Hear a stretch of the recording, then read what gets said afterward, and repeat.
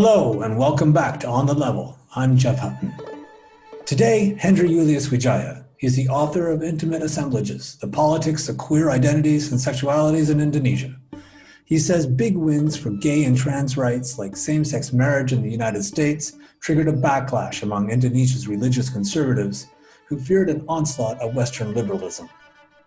When it comes to the Indonesian context, this is quite an irony because since 2016, with an increase of international exposure on LGBT rights, we have witnessed also an increase of hostility.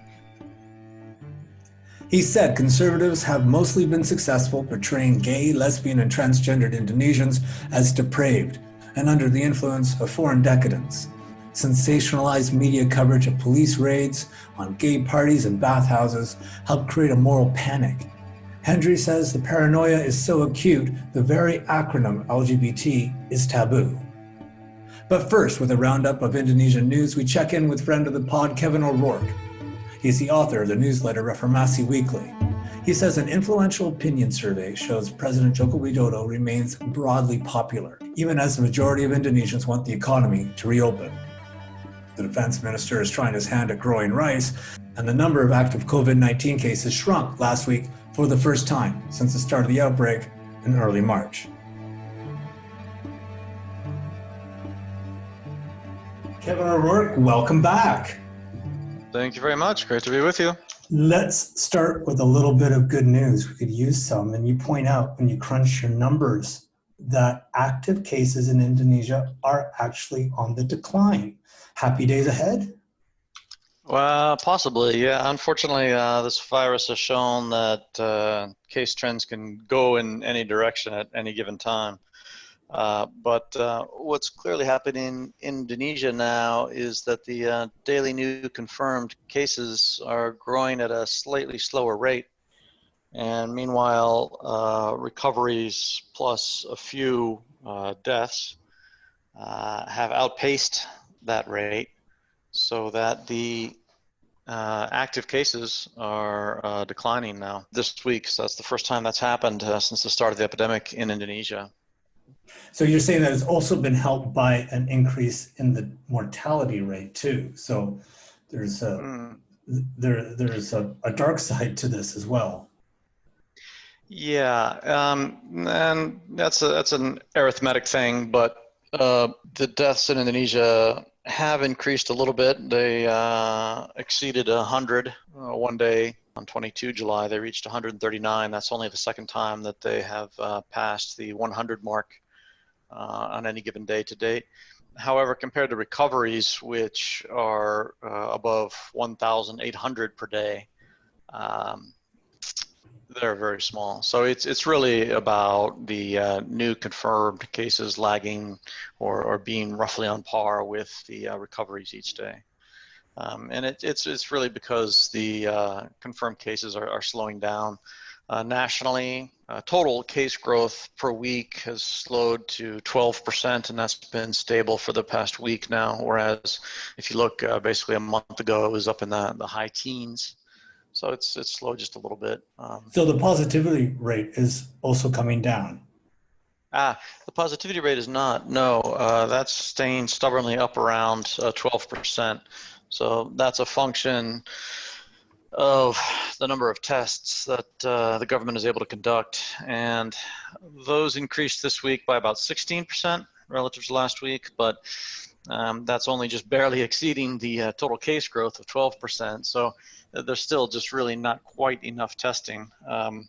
And so the positivity rate has been hovering around 12%, and that's well above the new WHO guideline of 5%, which is what the WHO wants to see from countries as an indicator that their testing is adequate.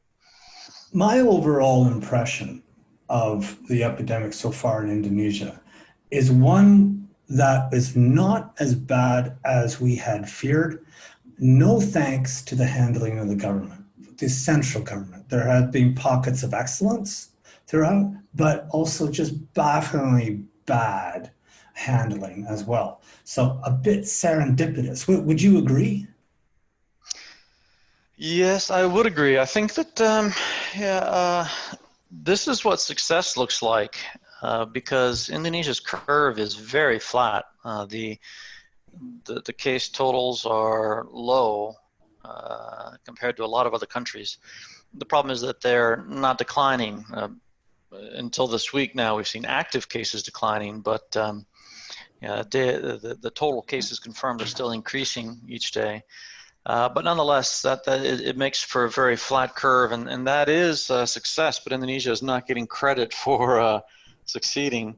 But in any event, as you point out, attributing the reasons for that success may be more due to factors such as lifestyle, climate, habits, or the performance of certain regional governments, particularly the largest province, West Java, where the governor and the administration have been very active and proactive. Meanwhile, the central government, as you mentioned, has created a lot of confusion at times, has waffled, and there's been a persistent inability to really ramp up testing adequately also. It has not been catastrophic or disastrous because they have managed just barely thus far to provide enough capacity in hospitals and enough protective equipment and just barely enough testing capacity. But it's been a real struggle, and there's still a concern that case growth could, at this pace, still outstrip the capacity of the government's ability. So it has been serendipitous, yeah. Yeah, well, we've got total cumulative cases not too far above the daily average in the United States. And the disclaimer to that tends to be, yeah, well, testing in Indonesia is nothing where it needs to be. There's so many more that aren't getting caught. Is that accurate? Is it purely because they're not testing enough? Because it is, as you said, increasing last week by 16%. That's right. Yeah, the testing has increased. It's just not quite fast enough. But there hasn't been really an obvious link between more testing and more cases. Typically, on the weeks when testing increases, the positivity rate actually declines, which indicates that as authorities go out and test more people, they're not finding the same rates of cases with those additional tests. So, the positivity rate should be a little bit lower, to be sure, but I do not believe that Indonesia's case profile is attributable to inadequate testing, in part also because you're simply not seeing hospitals flooded with dire cases, which would be the case if it were indeed true that the epidemic is far more rampant than the official data reflects. Well, which brings us to the most recent opinion survey that was published, the indicator Politic. It says 60% of respondents want this to be done. They want to reopen the economy and end the social distancing. If the populace is wary, I suppose, of COVID-19, much like everywhere else. Yeah, that's right. It's interesting how the latest iteration of poll data, this is the third batch of good polling in as many months, and it shows concern and worry among respondents about economic conditions. Everybody in the polls reports having been hurt by the economic downturn. 2% of respondents say that they're earning more now, and 98% say they're earning the same, and most of them have suffered losses from this. And so there's a shift towards a majority now favoring a lifting of mobility restrictions, whereas previously in May, a majority had favored the imposition of the restrictions to contain the virus. Is that going to make it tough to enforce these restrictions? I mean, there has been a resurgence. I know my gym was open for a week and now it's closed, much to my annoyance. But that's quite bougie of me.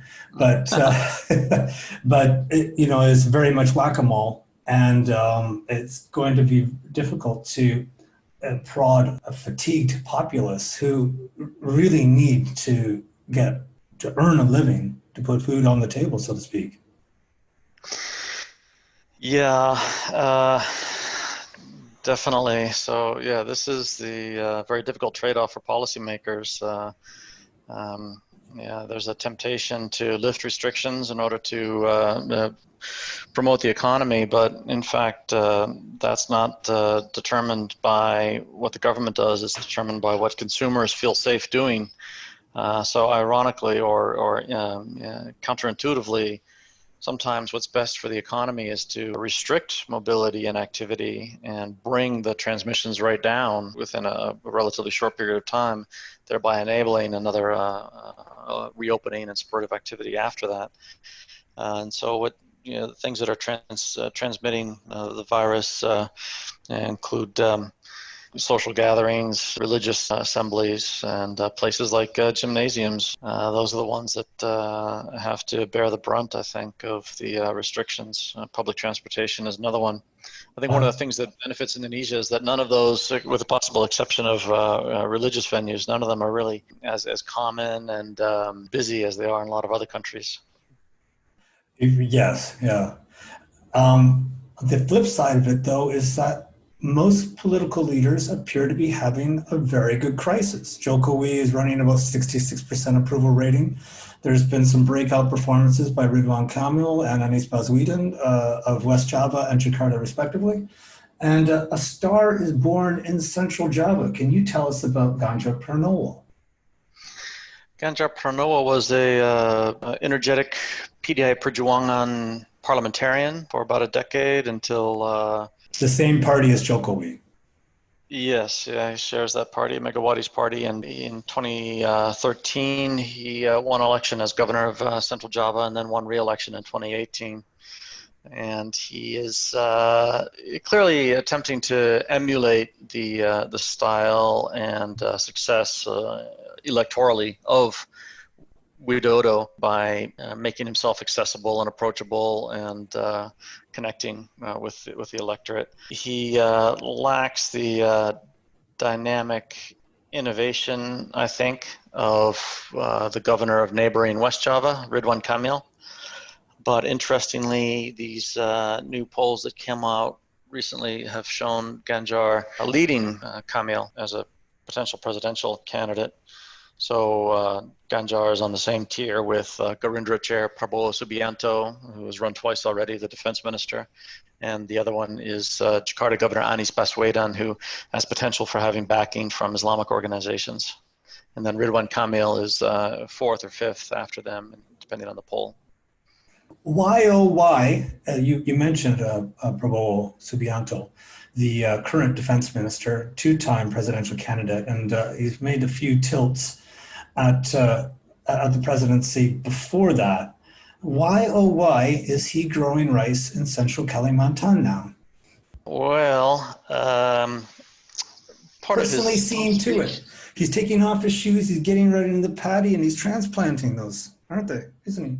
Yeah, it's about food security. It's ostensibly, anyway. It's about securing the nation's ability to feed its populace, which Prabowo and President Widodo now say is a concern in future, as demonstrated by the global COVID pandemic, and the president also cited climate change as a reason for worrying about Indonesia's capacity to feed itself. Now, whether growing rice in denuded peatland is the answer is highly dubious, because actually the previous government, the Suharto regime, tried that in the 1990s and failed catastrophically. So it's a very suspect project that why the did it administration fail, Kevin? I don't know a lot about growing rice. I should get out there, but peatland not very conducive for rice growing, for Sabah. Yeah, it's highly acidic and it lacks nutrients. A rainforest on peatland is a very delicate ecosystem which has evolved over thousands of years in very close symbiosis with the vegetation and the hydration of the soils. And when the rainforest is removed, as happened in the 90s with clear cutting by the Suharto regime, the underlying soil dries out, and peat soil typically is in the form of a dome. When there's a forest, without the forest, it collapses and dries out and becomes very acidic and really unsuitable for virtually any type of agriculture. And it's a gigantic environmental calamity. And being dried out, this peat, which is akin to a low-grade coal, can ignite very easily, and it's combustible, and it produces vast quantities of carbon dioxide, haze, which damages the health of people in the vicinity and inundates neighboring countries, and is a form of greenhouse gas. So it's a gigantic problem. And there's a peat forest, sort of peatland restoration agency formed by the government. And the head of that agency is a very credible career environmental activist and expert, and he's noted that very little of this land in question is suitable for any type of agriculture, especially rice, because that's a very intensive form of agriculture that requires a lot of minerals. So it's a odd venture for the government to embark on at this stage. Are you struck at all by the irony of a project ostensibly that's a reaction to climate change contributing to climate change? Am I the only one that's right? Yeah. Right. Well, why? It's as the head of the Peatland Restoration Agency, Nazir Fouad points out, if there's some activity on the peatland, it's actually less likely to combust and produce haze. So this project might not necessarily be a threat to producing more haze, but the chances of it producing significant quantities of food at an economically viable cost are low. So meanwhile, in context of endemic patronage style corruption for many decades, there's concern that there could be conflicts of interest. So the defense minister, Prabowo, has a brother who has tried to develop food estates in the past, and whether that brother's business group, Arsari, becomes involved in this remains to be seen. Asari is the company? Arsari, that's right, and they're involved now in exporting lobster spawn based on a new policy enacted by the other minister in the cabinet from Prabowo's Garindra party. And there's actually real money behind this rice growing initiative too, isn't there? So it's nearly $500 million. That's right. There's different numbers being floated around. The vice defense minister under Prabowo, Wahyu Trenggono, mentioned 69 trillion rupiah, which is $4 billion.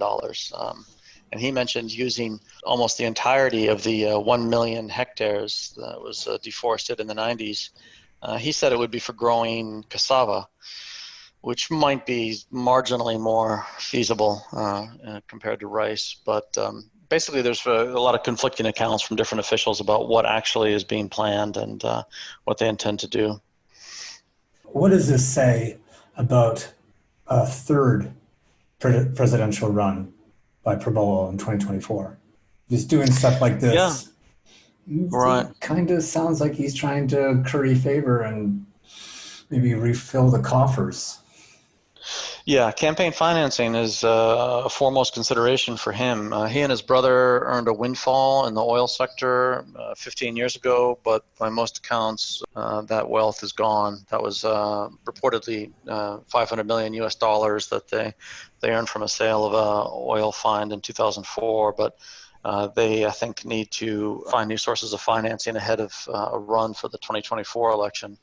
And having cabinet portfolios in the past has been a way for generating opportunities for remuneration. So that's a concern. This project is also a way for Prabowo to act on his rhetoric, because a key feature of his stump speeches in past elections has been the issue of food self-security for Indonesia.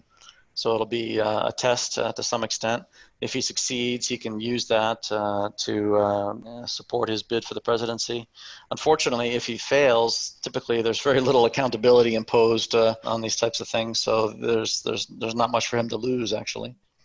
Is there any sign of Jokowi mitigating his rise? It seems to be supporting it. Right. Well, I think Yeah, for whatever reason, the president really wants to have the bulk of the political elite supporting him. And in fact, it's really not necessary because the president is elected by the majority of the public, and it does not require majority parliamentary support for anything. Parliament cannot pass a law without presidential prior approval. But nonetheless, Widodo's personal preference is to have majority support in parliament. Now, in the previous administration, he depended on Megawati's PDIP as the pivotal party in his alliance. So that basically gave PDIP chair Megawati a veto over initiatives of the government pertaining to legislation. Now, with Garindra having been incorporated into the alliance, Megawati's portion is no longer pivotal. The president can have majority support even without the biggest party, PDIP. And that's valuable for Widodo, so that may explain why he's willing to indulge Prabowo and his agenda.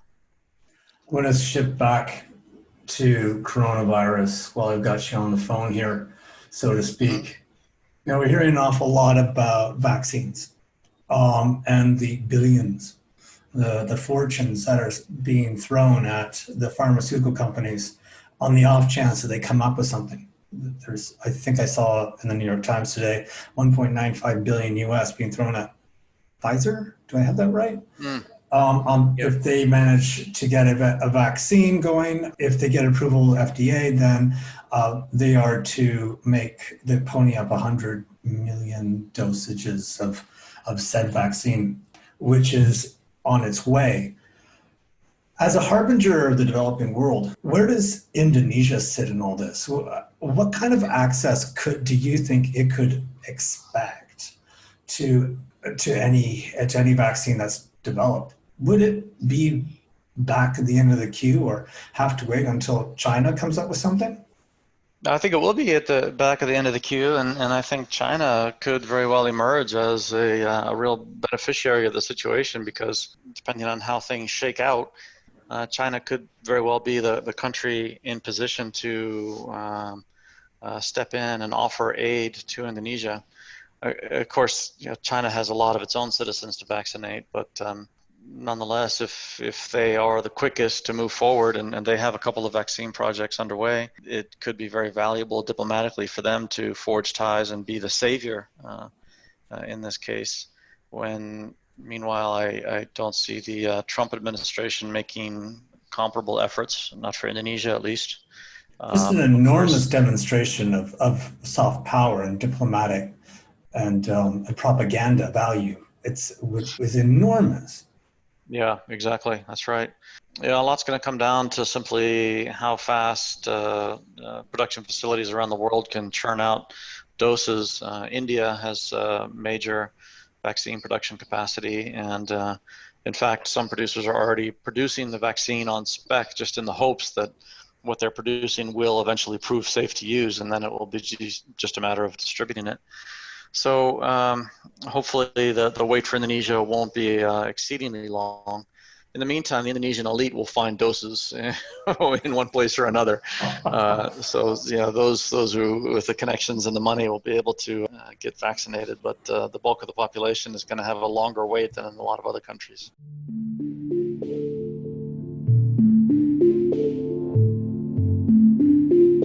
Anyone who's lived in Indonesia knows the country likes its acronyms.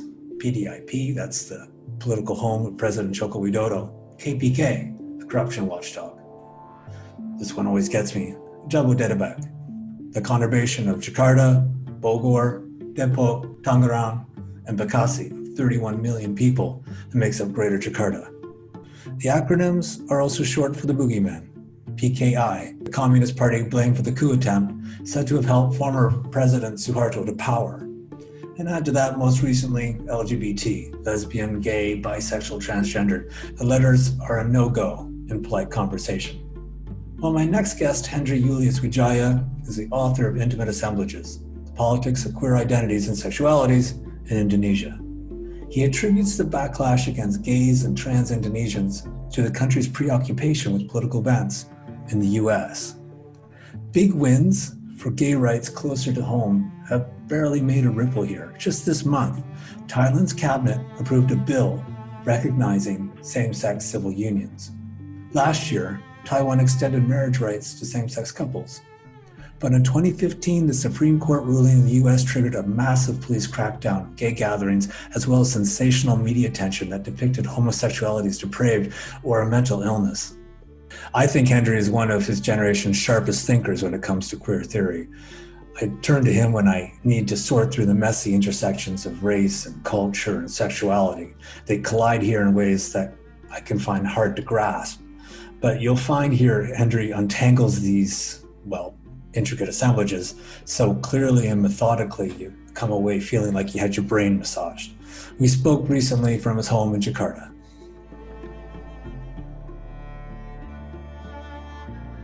Hendri Yulius Wijaya, thanks so much for joining me on The Level. Thanks so much for inviting me, Jeff. There's been a lot of progress towards gay rights or LGBT rights in the region. And I'm thinking about the landmark ruling in India with respect to the abolition of the ban on gay sex.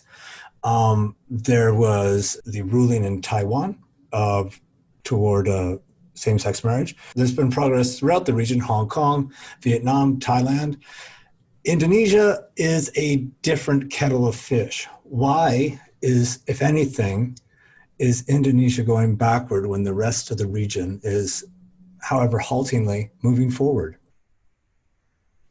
All right, this is a very intriguing question, of course.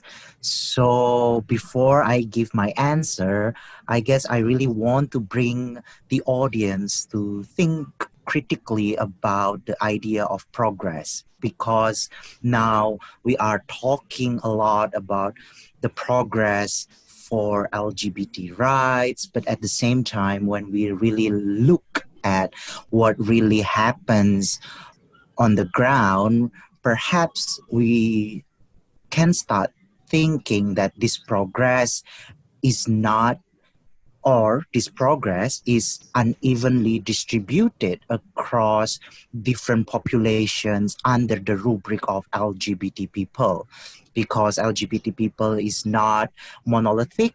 Some of LGBT people are part of the poor communities, some of them are middle upper class. So I guess this kind of difference should be factored in when we talk about the progress. So that's my first note. But it doesn't mean that I ignore the progress that we have achieved so far in the region.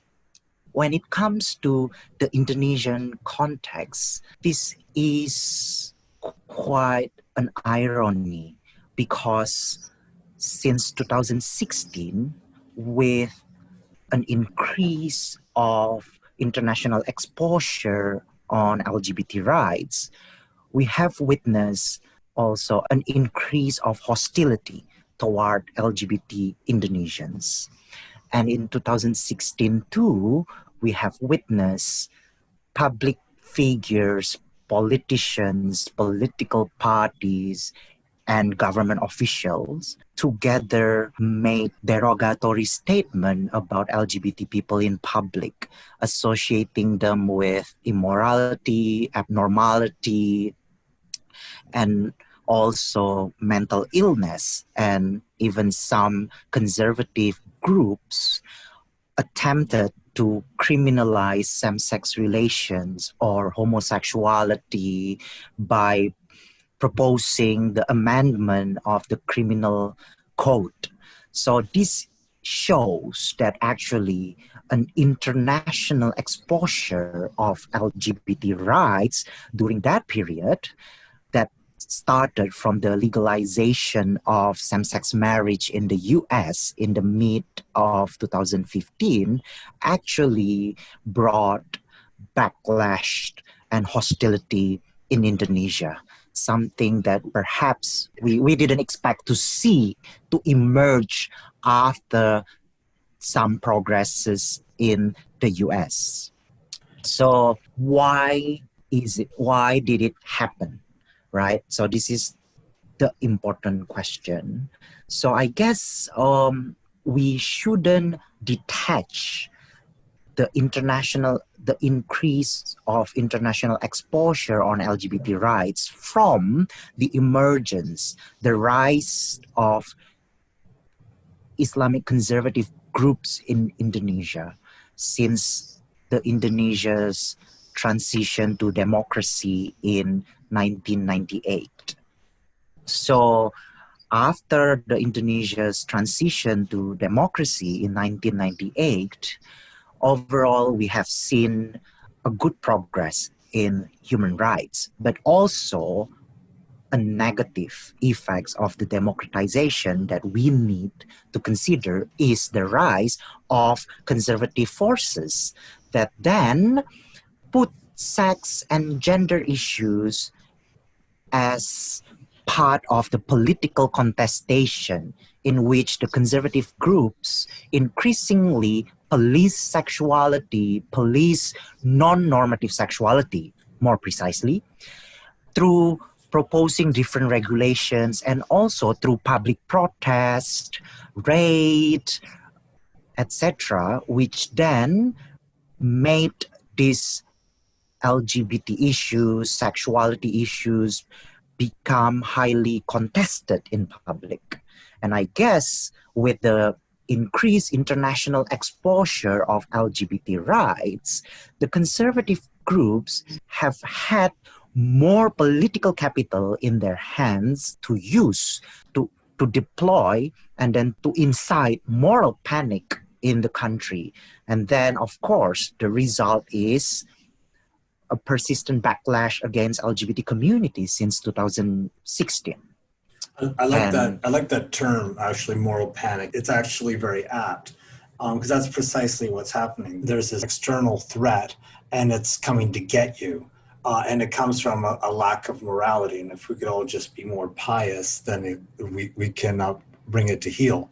And I suppose it's important, and you make a very important point, Hendri, that conservative forces shortly after, around the time President Joko Widodo came to power, were looking to consolidate their political clout.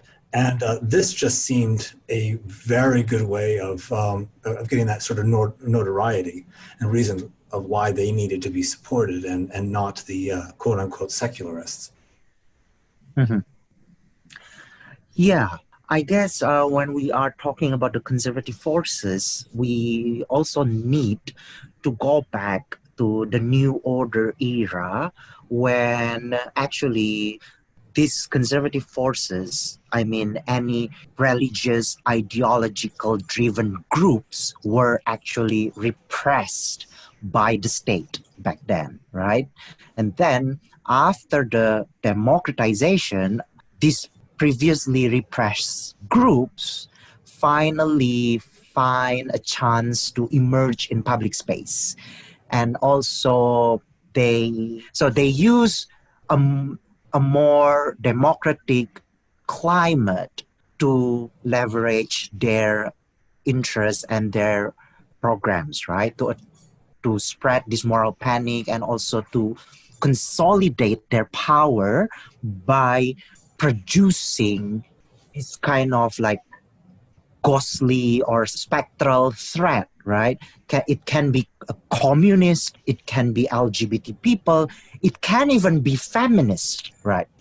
Because they can conjure any kind of spectral threat, because it's very easy at the current moment, with the prominence of LGBT rights at the international level that help them, that support them to say that LGBT people are the threat to the nation state because they are going to legalizing same-sex marriage, for example. This kind of argument accusing LGBT Indonesians advocating for same-sex marriage is actually really detached from the reality. Actually, these conservative forces are the one who think that LGBT people in Indonesia want to get married. While actually I've written a lot of times that the prominent objective of LGBT movements in Indonesia is not the legalization of same-sex marriage, right? But, whenever you want to conjure any specter threat, you can just use any kind of discourse, because especially if it comes from the West, it's very easy because we are still having this kind of post-colonial mindset, right? We are trying to differentiate. We are trying to distinguish ourselves from the quote-unquote the West. And I think this is really important to consider a little bit further, that there was a massive backlash, not only in Indonesia but in other places, that came from that Supreme Court ruling legalizing same-sex marriage in the U.S. It started this chain reaction in more authoritarian places. I'm thinking of Russia and Turkey and Uganda, as well as here, and that if anything, it may have set the cause of gay and trans rights back. Well, I guess for Uganda and Russia, perhaps we have to look at their local context themselves, because it might be different from Indonesia, right? But in the case of Indonesia, actually, what really surprises me is that why the US legalization of same-sex marriage matters to us. But when the Taiwan ruling came out, there was no hostility in public toward LGBT people like after the US legalization of same-sex marriage. So I guess that's one of the biggest questions that we need to answer. Why the US, not the Taiwan, or even not our neighbor Thailand, which actually are increasingly portrayed discursively as a gay paradise. So this is a question that I really need to think through. In your book, Intimate Assemblages, you actually you provide a graph that's quite stunning. It's the mentions of LGBT in Factiva searches in Indonesia. In 2016, it goes through the roof, indicating that LGBT mentions of LGBT was next to nothing before 2016, and then there's more than 700 or so in 2016 alone, and then it tapers off again in 2017. And the effect of that is to actually make LGBT a dirty four-letter word. You can't use it in the same way as you can virtually anywhere else, as this sort of catch-all, sort of almost meaningless acronym. And in one case, you mention an activist who hears somebody talking about her behind her back, whispering in line behind her, "Oh, she must be LGBT." That it's almost pejorative. Can you talk us through that? How the toxicity has been injected into this term as a result of the ruling in the U.S. and the efforts by conservatives to really harden views against gay and trans people? Well, so first of all, actually, the term LGBT has been used by Indonesians since the early 2000s. But in the very beginning, this term only circulated among urban-based queer activists, mostly. But then, in 2016, the term LGBT was inundating media, and then since then has been a dirty word increasingly used by people, by media. But the irony is that these people often, or these media outlets, do not even understand what LGBT really is. So that's one case.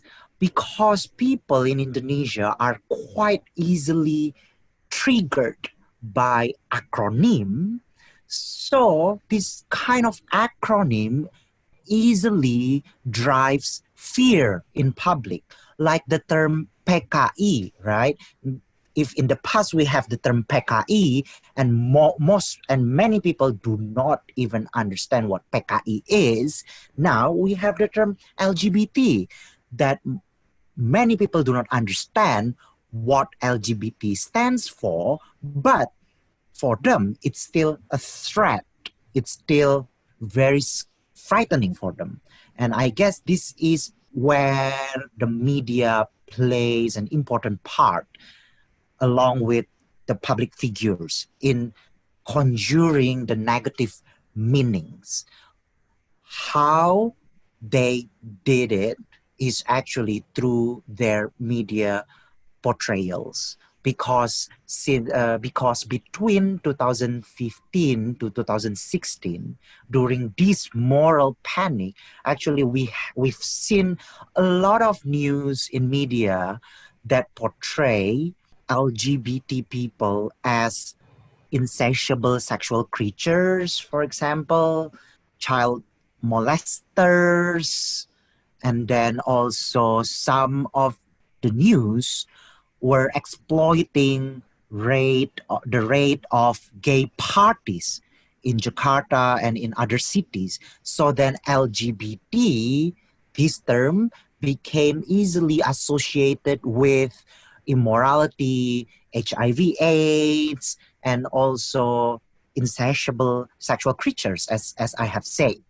So then that's why then this kind of like association actually then diluted the meaning of LGBT itself, right? People do not really understand what LGBT is, but from the media then they learn that this LGBT is actually, molesting children, spreading HIV/AIDS, etc. So then it becomes frightening for everyone. It's almost taken as just an assumed fact. It's Yes. common knowledge that gay and lesbian people and transgender people suffer from an illness, and they are abnormal. They are at least to be pitied, if not feared, certainly avoided, definitely not accepted. And every once in a while, there's this nugget of just pure crack that comes up in the media that just sort of proves the stereotype that they're trying to weave. And I'm thinking of the serial rapist in the UK, Reynard Sinaga, who was convicted of sexually assaulting countless men. I forget what the official number was, but I think it could have been much higher than what he was convicted for. This was proof positive that gay men are sick, gays are sick, and they're predators, and need to be cured, if not punished. Yes, I guess this is also because of the media continues to report LGBT people or LGBT issues from the lens of criminal news. So then we almost have nothing that portrayed positively about LGBT people, except from some non-mainstream media outlets or English language media outlets, right? Which do not really have like wide coverage as much as these homophobic national news outlets, for example. And then what makes it even worse is perhaps is how they are obsessed with what we call clickbaiting, right? By posting all these sensational but yet unsubstantiated news and articles, they get click very easy, and the costs that we have to bear is the increase of hostility toward LGBT people by people, by public who do not really understand who we are. Have you ever come across any brave media outlet that has some semblance of mainstream, has some sort of mainstream standing, that asks the question, well, there's same-sex marriage in a lot of countries. How about a story about what happened after that? It could be a matter of picking up the phone, getting in contact with the media relations people at various embassies, and just asking some questions and downloading some data. Have you ever seen a story that has an objective look at the issue from a more objective angle? Like, do instances of crime, of child sex crime, increase after same-sex legislation is passed, for example? How do attitudes change? Does you ever seen anyone asking those sorts of questions anywhere? Well, I personally, I haven't seen any medias that try to answer those questions as you have posed, but I guess we have some national media outlets that tries to talk about these issues more objectively, I would say, because they try to not use all these derogatory terms, and they try to to portray LGBT people as humans, right, not as a threat. And I guess this kind of work has been done, for example, by BBC, when they are trying to portray the lives of ordinary LGBT people with their hopes in life.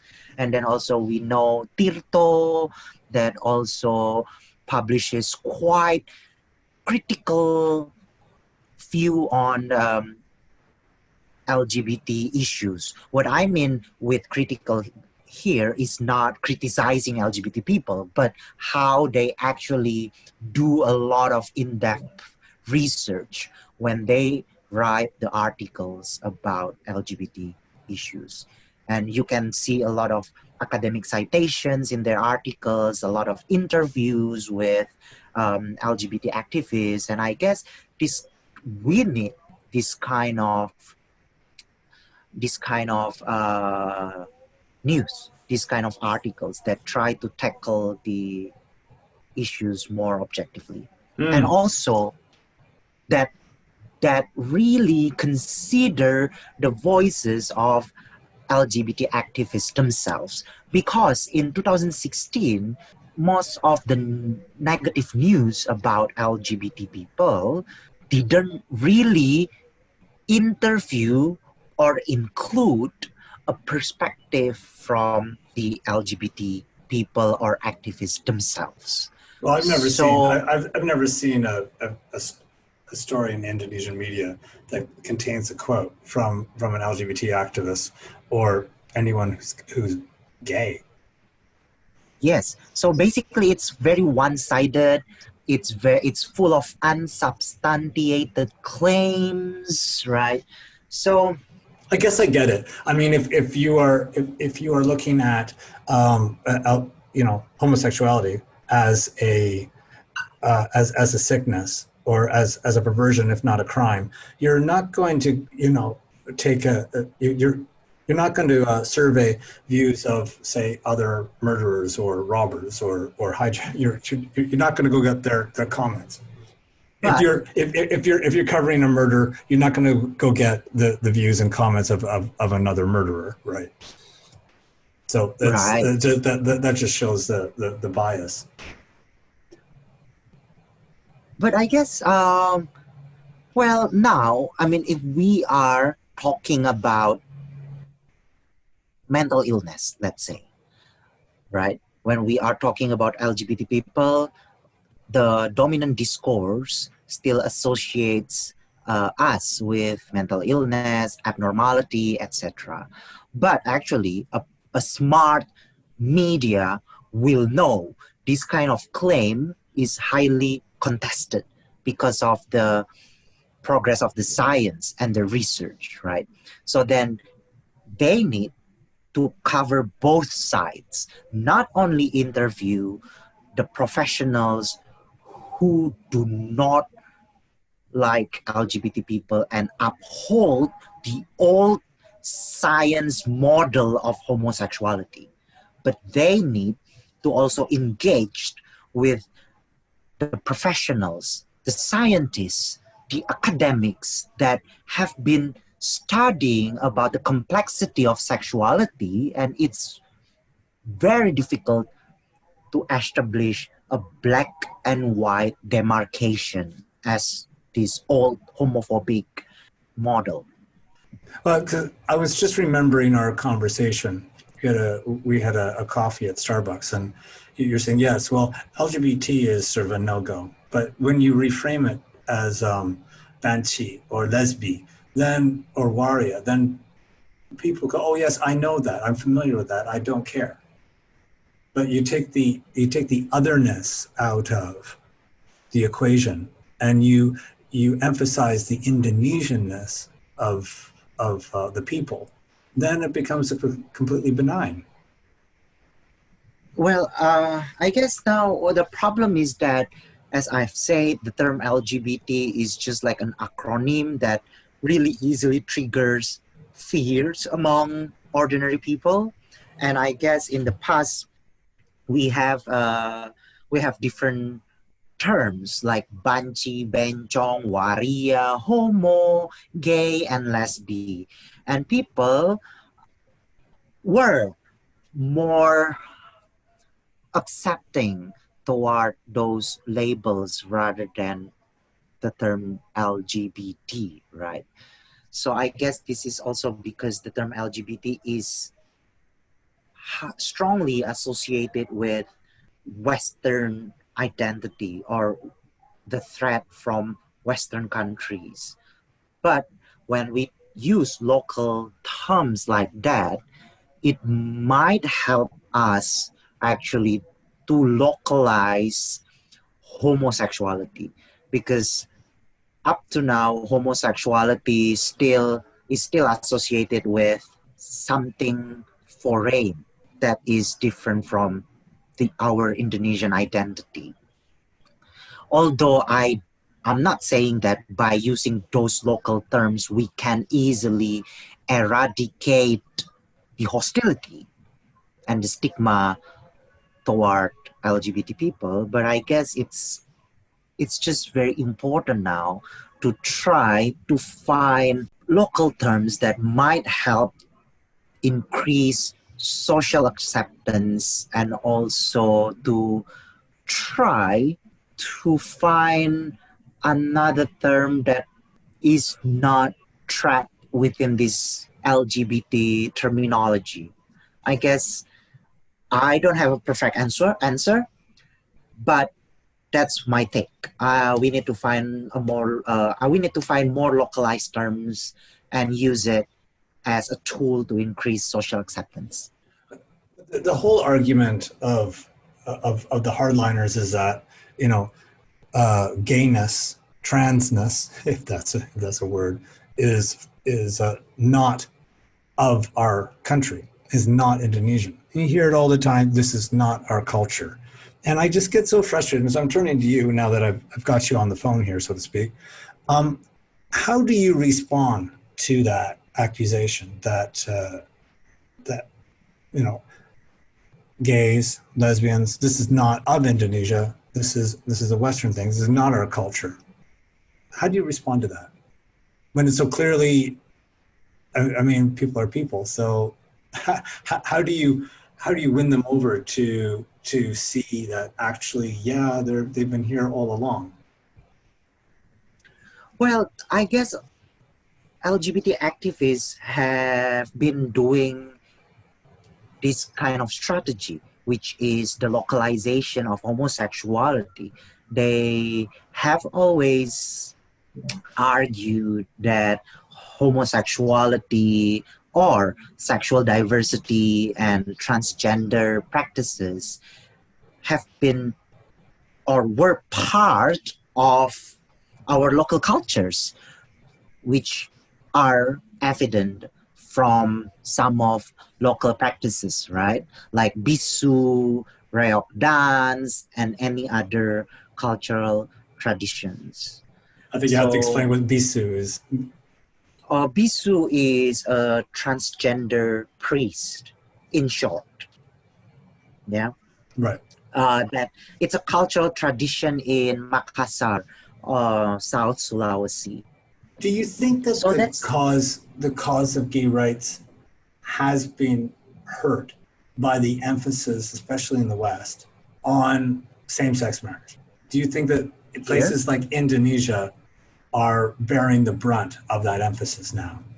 Oh, yes. I guess because at the global level, same-sex marriage has increasingly become a primary marker of LGBT rights. And I guess this kind of framing has an adverse effect on the Indonesian context.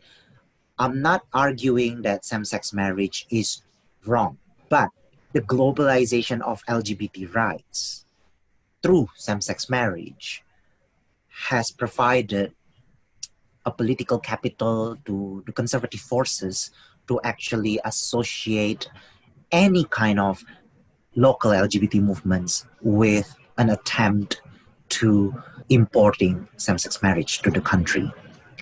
And this has become difficult to challenge because LGBT activists and LGBT people do not really have space to talk about what the movements really want to public and the government. Well, there's no voices in the media, right? They've been essentially silenced. Right. Silence, except some academics, some writers write articles in the media, right? But still, the power is relatively not as strong as these, homophobic national media outlets.